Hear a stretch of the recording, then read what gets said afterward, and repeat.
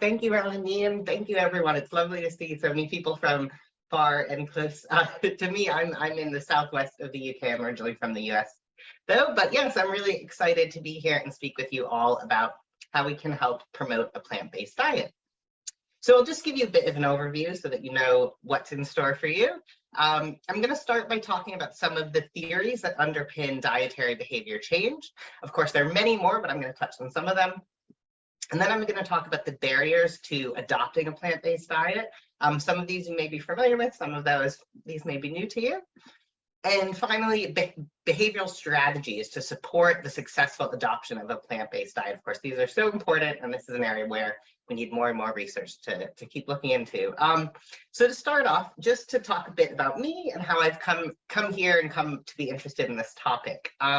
So I've always been really into social justice, been someone who really loves animals as well. Like I said, I'm from the US. I was a special education teacher for many years, was experiencing kind of extreme burnout. My partner and I traveled and we stayed at a few different animal sanctuaries and farms. And the first of these were places where, you know, one was an animal sanctuary, one was a farm, and seeing the way they treated the animals was just very upsetting for us, to put it mildly. And the third place we went was a vegan sanctuary, and being there, you know, having the chance to get to know these animals that people really often think of as commodities, think of as you know, farm animals rather than the way we think of companion animals like dogs and cats, and learning more about, you know, the way that we produce foods from these animals really got me really passionate about how we can change the world and make it better for these animals, for all of us. And yes, so that was about 8.5 years ago. I've been following a plant-based diet and lifestyle ever since.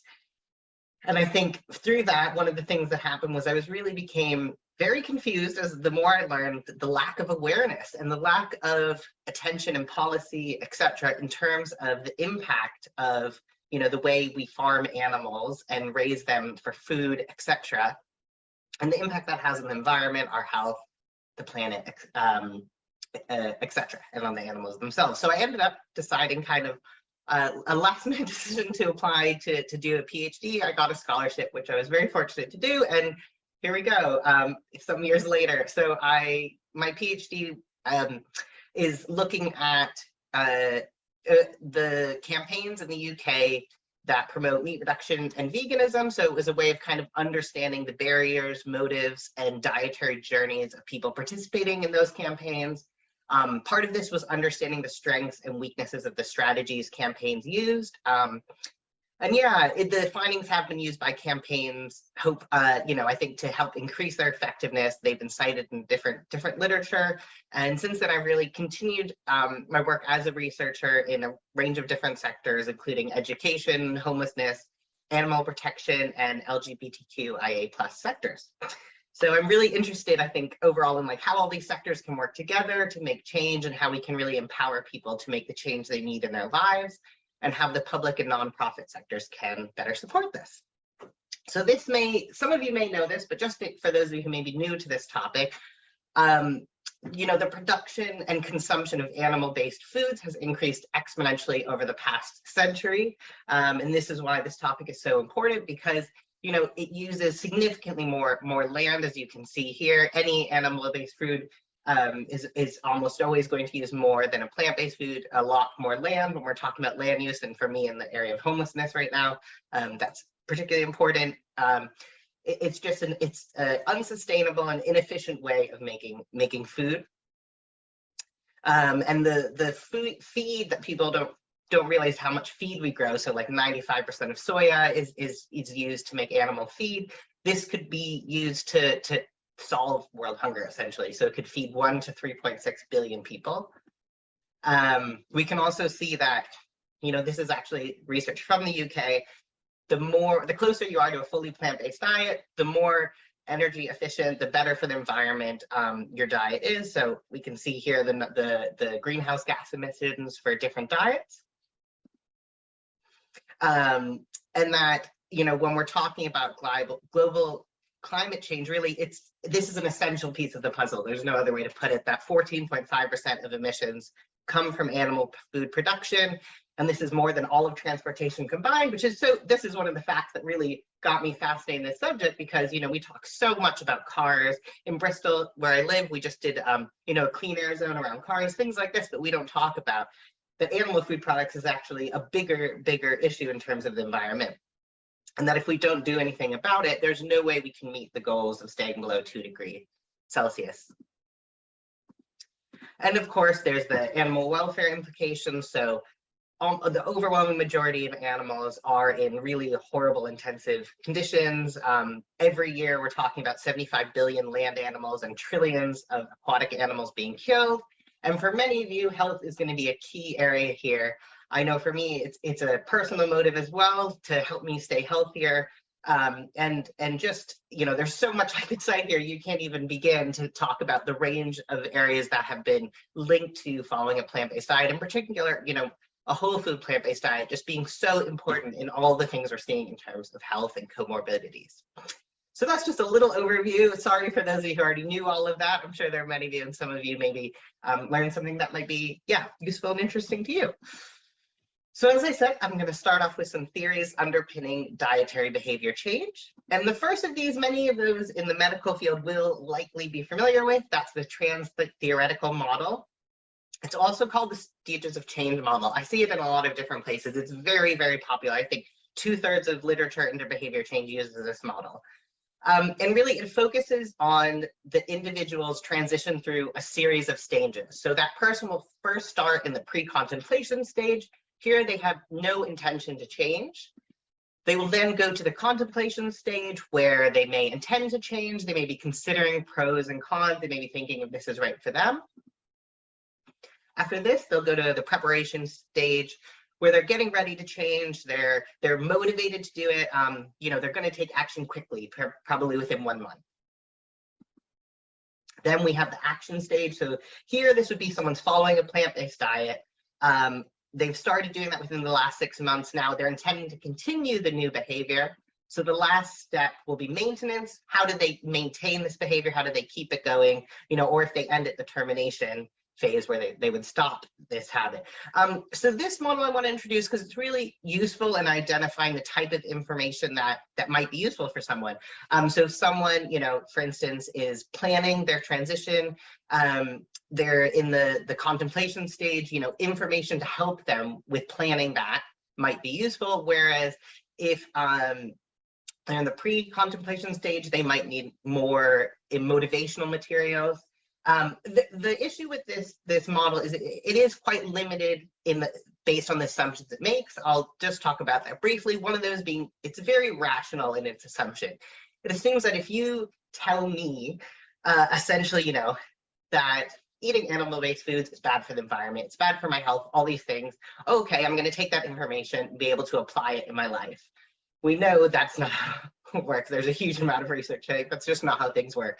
There's some other things that it also kind of leaves out. But as I said, it can be useful as a kind of simple way of thinking about where people are at. And one of the things it really leaves out that's really important to mention is the social elements of eating. So there's a huge range of literature that's been going on for many decades in the sociology of consumption, for instance. So talking about, how food and goods are really cultural symbols, thinking that certain foods are worth more. We're thinking that meat is really the center, the main component of a meal. What can we eat if we don't have that animal-based meat as the middle of the meal? And thinking how important all it is. We eat 3 or more times a day. Eating is hugely embedded in our culture and our societies, family values. So all of this cannot be ignored when we think about how people transition to a plant-based diet. And that's how another tool has come along. So the behavior change wheel is a framework that it's called the first comprehensive behavior change framework, and it was created by a comprehensive examination of all behavior change models and research to date. So it really considers all of these elements. And one of the reasons I love this framework, and I'm not affiliated with them, I don't get any money or anything, I just think it's a great tool that a lot of policymakers and nonprofits I've seen use really effectively. And what's great about it is it has these 3 sections you can see here. So you can see the green section in the middle talks about where the components underlying any behavior. So who's performing the behavior, when will it occur, where, with whom, how often, and what they may need to do differently. Then in the middle red section, you can see how these behavioral components are directly linked to strategies to target these areas. So this is key here for what we're talking about. So these are intervention functions that practitioners can use to help support dietary change. And then the outer ring here is, these are policy strategies. So using the book, you can really link all three of these quite clearly, which is just a great resource, and it helps lay it out for you really clearly. So for instance, to support patients in developing the skills necessary to cook plant-based dishes, 3 types of interventions could be used. You could use education, training, and enablement, and those in turn are each linked to different types of policy, including supporting education through clear food labeling. So it's a great way to kind of look at a behavior and then figure out what to do about it. And just to show you here, this is through my research, this is the way I've looked at this middle component here in terms of the sources of behavior. And I'll talk about many of these. So as you can see, the middle section is trifurcated into 3 areas, and each of these is linked to some of these barriers and motives that I'll be talking about in terms of following a plant-based diet, things like taste, knowledge, etc. So that brings us to these barriers. So what is it that makes it harder for people to adopt a plant-based diet? And some of them, are things that actually can make it easier if you look at it from the opposite side, of course. So first is motivation, right? This is when we look at the TTM, the stages of change model, this is kind of like where it starts and really bases a lot of its idea that if you want something, if you want to do something, you're going to do it. So here it's the desire to follow a plant-based diet. It might be right now, or you might think, this is something I want to do, but not right now. People can have a range of motives. So this is about their reflective motivation. So these are the reasons to do something. These can include conscious planning and assessment. So you might learn some information, and then how does that relate to what you're doing? And people may have a huge range of motives, from religion to environment, climate change, animal welfare, food safety, social justice, global food security, saving money, etc. And so raising awareness or a lack of awareness can be a key component, having that knowledge for the reasons to follow a plant-based diet. And the opposite side of motivation is automatic motivation. So here we're talking about, the word automatic versus reflective really says it right there. These are habits, impulses, actions, things that involve desires, needs, really reflexive responses. So these are things that happen automatically, right? You're not thinking about it. And one of the key areas here from a lot of research is taste. So for a lot of people, this is a key barrier. Some people may think, I'm a meat lover, I'm a cheese lover. I am definitely one of those people. I used to think vegetarian, vegan food was really boring. Even when I was a vegetarian, I hated being a vegetarian. I was actually really bad at being a vegetarian. I'm much better at being a vegan because now I can see how great it is to eat these foods and how delicious they are. But at the time, I used to just look at animal-based foods and think, oh, those are so delicious, I miss those. Yes, so thinking plant-based foods are boring. Texture can be a really key component. There are certain textures that people might miss, like the chewiness, etc. Habits, this is something that isn't, I think there's really underlooked at in terms of campaigns and things. We often don't look at this. So this is thinking about what we do on a daily basis, how things fit into our daily life, time being a key component here. How much time do I spend in the morning making breakfast? What do I eat, etc. Identity, finally, is another component of automatic motivation. So you may, on the one hand, identify as a meat eater. On the other hand, you may hold negative stigmas around plant-based, veggie, vegan identities. These can include things like thinking someone is fussy, thinking it's, an extreme way of eating, thinking people are awkward, thinking, people who follow plant-based diet are hippies, they're privileged, etc. And really, within the automatic motivation side of things, lack of exposure to different types of foods and textures can really be an issue. And Another element is really how we know modern foods have these concentrated amounts of chemicals that enhance taste and pleasure. Having highly processed, sugary, salty, high-fat foods can desensitize our taste nerves to pleasures of natural whole foods, and research shows it can take 30 to 90 days to resensitize taste preferences. So just a few examples of how this has looked in the research I did. So a lot of people really spoke about kind of this gradual change that they were going through, being motivated, but doing it kind of slowly. Taste, as I said, can be a really important piece, but for some people it's not important. I know my partner is one of those people who never liked the taste of animal-based meat. Taste is a non-issue. She's happy to eat the same thing all the time. She doesn't care at all. Whereas I'm one of those people you'd think of as a foodie who might be excited about trying new things.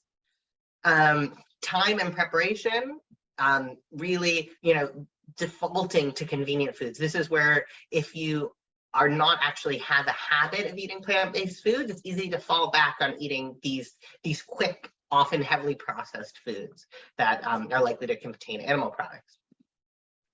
So the next area is capability. So this is the physical ability and cognitive skills required to eat a plant-based diet.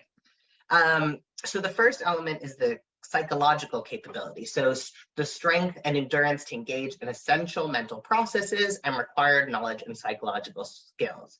So this, includes things like knowing how to identify plant-based foods, knowing how to prepare them, etc. So this includes health perceptions. This is a key area I'm sure many of you have come across.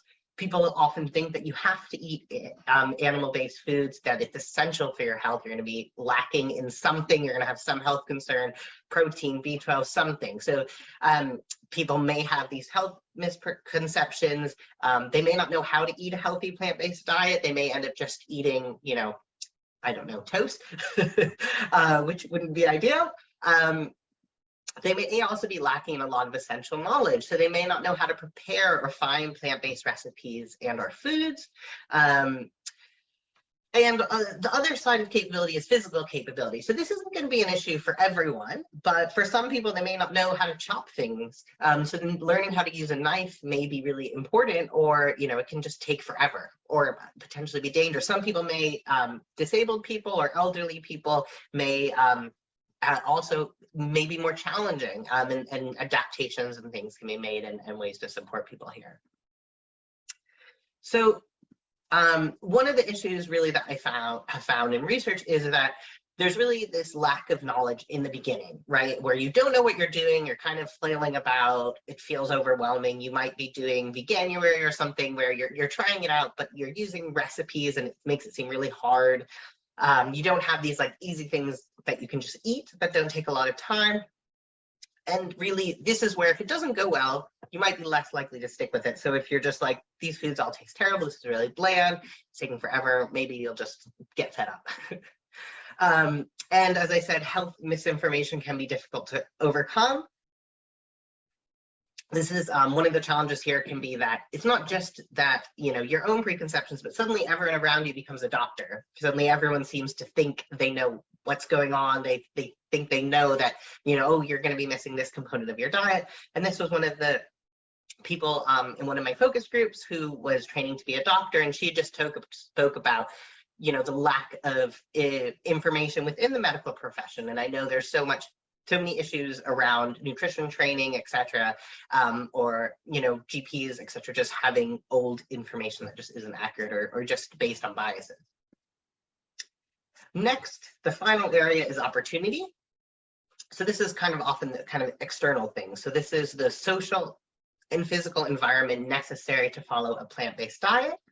And this includes two things. This includes the physical opportunity, so that which is supported or allowed by the physical environment. This is such an important area right now with all the cost of living issues going on with Brexit, right? So availability and convenience. So research has just shown a huge increase in plant-based options in restaurants and stores. This is fantastic. The problem is a lot of these are very much like convenience foods, highly processed, less helpful. And that we really have this convenience-focused culture that emphasizes fast, ready-made food compared to other countries. The UK, people spend less time cooking, want to spend less of their money on food, etc. As I said, time is such a key area. There's some really interesting research here. And we have to think about the time it takes to identify food, buy and prepare food. Is the store right around the corner? Where do I have to go? If I'm eating fresh foods, do I suddenly have to go shopping more, etc.? Cost. So, for people right now, there's a lot of reasons that fruits and veg in this country cost way more than they should. While the availability of plant-based foods has increased, as I've said, subsidies in the UK, as many countries overwhelmingly support animal-based foods. They almost don't support plant-based foods at all, other than to make animal feed. So this creates artificially lower prices, unfortunately, but we know that whole food plant-based options are often the cheapest thing you could find, big bags of dry beans and whole grains, etc. But this is balanced with potentially needing more time to prepare them, and people may not having the skills or knowledge. They may not be used to these foods, may not think they taste good, especially beans. A lot of people are, very biased against beans. So yes, your own individual finances available to spend on food for people right now. I may have less money than before. This may feel impossible. As I said, people have an idea that animal-based foods are worth more. So even if they're spending the same amount of money, they may feel they're spending more money because a salad somehow seems like it should cost way less than a steak. And finally, yes, so these conceptions that animal-based foods are more valuable. So a closer look. So yes, as I said, people are likely to think that they are more willing to spend more on animal-based foods. That may make them think they're spending more than they are on plant-based foods. And that convenience and availability can be issues, depending where people live. I mean, for me, coming from the US, I used to go back to the US and think, oh, it's so much better in the US. Now I go back to the US and I think it's so much better in the UK. So for those of you in the UK, I'm sure you know what I'm talking about. It's gotten a lot easier here, but still we can have issues. I know when I go to Wales, sometimes the availability isn't as good. And finally, the last component of opportunity is social opportunity, which I touched on before. So this is about the influences of relationships with others, cultural norms, social cues, things like this. Such an important and undervalued part of this transition. So social elements, so the norms, the pressure, the perception of one's social networks and family, people actually thinking that you're going against your own culture, that you're going against your religion, your family, by not eating certain traditional foods. Having access to others following a plant-based diet, this really can't be, it's such a huge part of it. Even just having a community online can make a huge difference in terms of normalizing this way of living, in terms of seeing others and learning from them, not feeling like you're on your own. Culture and tradition, as I said, ideas of what's acceptable or not to eat, cultural associations of food. Meat can be highly esteemed in many cultures. It's often the center of the dish when we think about the major holidays for many people in the UK. I don't celebrate Christmas, but many people do. And now I can't remember what it is they eat at Christmas. I think it's a turkey or lamb, something. But yes, that this is like seen as a centerpiece. What are you going to eat? How am I going to do this holiday without that? Masculinity, so especially for men, those who identify with masculinity, the associations between meat eating and masculinity are huge, and you can be seen as being feminine for choosing not to eat animal-based foods. People may just want to be normal, feel like they fit in, not feel like they're the odd one out. And as I said, cultural constructs of what makes a meal. So in the UK, there's this idea of meat and two veg. And the worst part for me of that is that the veg are often just like plain boiled vegetables. So for a lot of people growing up who are maybe accustomed to those foods, you may think that vegetables, plant-based foods are very boring and just the side part of the meal. They can't be the center. So this can be such a big issue early on. I always think of these as like these awkward questions that people get, just going to eat your lunch, you're really excited about this new change in your life, and people are suddenly asking you what you're eating, they're examining it, they're asking all these questions about protein or B12 or, farm, backyard eggs. It can be endless and exhausting for people. So I think preparing people for this can be important, actually talking about the social elements. And community, as I said, can be such a key part of looking at things differently, feeling okay about the lifestyle you're leading, and feeling like you have a source of support and information. So off of that, I'm going to go through those categories now and talk about some of the strategies we can use to support people. So in terms of motivation, in terms of reflective motivation, so it can be about supporting people to make the changes they want to make. So for each person, they may have their own motive. In terms of health in particular, it can be, reducing your high blood pressure, et cetera, et cetera. There can be a million things that motivate each person individually, but it's important to not assume that everyone has the same motivations or the same information will motivate everyone. And these can be used to make an action plan with clear goals. And recognizing that people may have multiple motives, but are likely to be lacking in awareness. As I said, I was very motivated around animals. I loved animals. I thought I knew all about I needed to know, but really there's so much I didn't know, and there's still so much I'm always learning. So helping people get access to information. From my research, I found that external motives, in particular animal-based motives, actually may be the most effective. I think there's a range of reasons for these. I don't need to get to them here, but if someone's motivated by their health, there may be an element of thinking they can do it to some degree, but still they don't need to go all the way without fully understanding. Health, of course, can be a very, very powerful motivator. But tapping into these other things, being altruistic and feeling that you're doing something good for the animals, the environment, social justice can really help if that's something that is of interest to people. Of course, using SMART goals, always going to be important. Specific, measurable, actionable, realistic, time-bound. I'm sure many of you know this term. That can just help people feel like they know what they're doing and what their plan is. And automatic motivation, we can't ignore this. We can't ignore these kind of instinctive things and how we develop habits. And there's a huge range of research and self-help books and things around habits.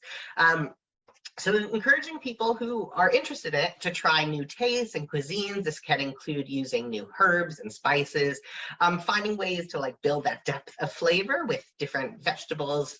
Citrus can be used to replace salt, etc. Time, as I said, is so critical. If this doesn't work in someone's schedule in daily life, if they have to change things, they need to be okay with that change, and it's going to take a while to adapt. So trying to make it work into their daily lives. For many people are so busy, how does this fit into my life on a daily basis? Helping people to save time is so important. So bulk buying, there's great ways you can get bulk amounts of things. Cooking and eating leftovers for lunch. Also, of course, these save money as well. And recognizing that habits take a while. They can take 2 months or more to form. So practice is key. So as I said, people are likely to want to take small step changes, and I think these should definitely be supported. At the same time, in my research, I found that by doing something full time, that is what prevents you from falling back on old habits, because you don't have that option. So you have to do this thing, and that's where you really gain that knowledge. So if people are up for it, it is going to be a really effective way of making that change. Yes, so being able to commit to doing it for a month or more may help develop those unconscious habits. So in terms of capability, so we're looking at psychological capability, right? So this is like your knowledge, your ability to know where plant-based food is, know how to find it, know how to prepare it, etc. So you need to think about an individual and where they're coming from. As I said, this was one of the things that came up so much in my research as a really key sticking point. Do people like to cook? Can they cook is a key thing. You can't force it on people. And what are their daily habits like right now? How does this fit in with those things? So understanding that is going to be really, really key. Helping connect people with resources to overcome these common health misconceptions. This can be really scary to feel like they're doing something that maybe they've been told is healthy, but now someone else is telling them it's dangerous. Oh no, I've got a cold. It's because I'm not getting enough, eggs, or whatever it is. So helping people feel more confident. So giving simple, concise advice, signing people to key resources, websites, books, cookbooks, recipes, helping people know how to read nutrition labels, know how to cook plant-based foods, helping people have suggestions for healthy snacks, how to have a meal that has enough calories for them, is filling enough for them. Connecting people with a health coach or a nutrition professional, if that's possible, that of course is going to be really, really helpful in making this work for them. And for those who may have a physical disability, elderly folks, thinking about ways that this may hinder their parts of cooking and confronting that head on. Occupational therapists, of course, would be fantastic, but there are a range of adaptations that can be used to help with using knives, etc. And opportunities. So when we think about physical opportunities, there's a lot of different kitchen aids we can use. I personally am obsessed with my air fryer. I rarely go a day without talking about it. But things like slow cookers, pressure cookers, air fryers make it so much easier to cook at home, make healthy meals. Encouraging people to try local stores, these kind of ethnic supermarkets, so not the traditional Tesco's, so going to a supermarket that's more likely to have more of these whole foods that they may want to eat. Helping to create a supportive food environment at home, in the car, at work can be really, really helpful. Figuring out, how to have like snack packs to replace junk food. Helping people figure out what's in their local community. Where can they go shopping? What are the local restaurants they can go to that have healthy plant-based options? And of course, finally, the social element. So influences of relationships with others, cultural norms as social cues, as we talked about before, can be a huge, huge factor in transitioning to a plant-based diet. And it's really likely to be one of the main barriers for many, particularly in the early days. So consider who is doing the cooking. So for some people, they may not be the person doing the cooking. This can be such a big barrier. It can also be that who are they cooking for? Do they have kids? Do they have a partner? I know people who have to cook multiple meals, or, we have these ideas about what kids' meals should be that are terrible. They're so unhealthy, so kids are used to eating really unhealthy things. So figuring out, how this can be something that will work in their life and who's doing the cooking. So helping to foster family buy-in and participation where possible. So choosing a meal to convert to a plant-based version, cooking together. Helping family members raise their own awareness, raise their own motivation, perhaps, and they may have very different motivations than the person who's trying to transition. Inviting them, for clinicians, you may want to invite them to the consultation, speak with them about why this is important. Putting them in touch with an online group, joining a local group can be just such a huge source of support. Encouraging people to prepare and bring food to social meals and events. I know I've done that many times just so I know there's something there I can eat if this is an area of concern. So that can just be, being prepared is always a great thing because then you just have food ready to go. And sharing culturally relevant resources and information, not assuming that just because the way you eat or the way you think most people might eat doesn't mean that's how that person eats. Preparing patients with strategies for events is going to be really important. It can be really hard if you're going to something like a wedding or a celebration festival. So how can that work for them? So finally, just a few key tips, because I know I've given you a ton of information. So these are kind of the things that I think kind of underline everything. So for those lacking in motivation or who are heavily reliant on culturally normative omnivorous practices, the first step in that transition may be simply a recognition that a whole food, plant-based meal can be sufficient, healthy, and tasty. Sounds small, but this can be so transformative. Just one meal can make such a difference to think, oh, that was delicious. That was healthy, and I feel full. That has shifted something in my thinking. And of course, to establish a new behavior, practice is key. So many people may embrace small steps. That may be a huge part of a transition for many people. Practicing a new diet full-time may help to develop necessary skills and knowledge if people are open to that. And when maintaining these old habits, it's really easy to fall back on them. We all know this. Whole food plant-based eating can be seen as requiring recipes, can be time intensive. It's not something that is seen as being able to fit into your daily life. Addressing health misconceptions in mealtime norms, the idea of meat and two veg head on. Don't just, let these go unsaid. Definitely talking about them is important. And as I said, there's no one size fits all approach. Tailored information can much better support those with limited resources, who don't like to cook, who like or hate to try some new things. So whatever it is that person needs. And finally, so this was the title of my PhD thesis. It's a quote from one of the participants in one of the campaigns. And I think it's just a good way of thinking about this a little bit differently. So this is someone here eating, you know, what is seen as this kind of meat and 2 veg. I think it's actually 3, but let's just pretend it's 2. This, you know, idea of what a meal is, and here thinking, you know, I have to cut these things out. I'm going to be eating fewer things that I enjoy. But actually, when we think about plant-based eating, that's not what it is, right? It's about thinking about expanding your palate, trying lots of new flavors, enjoying them so much more.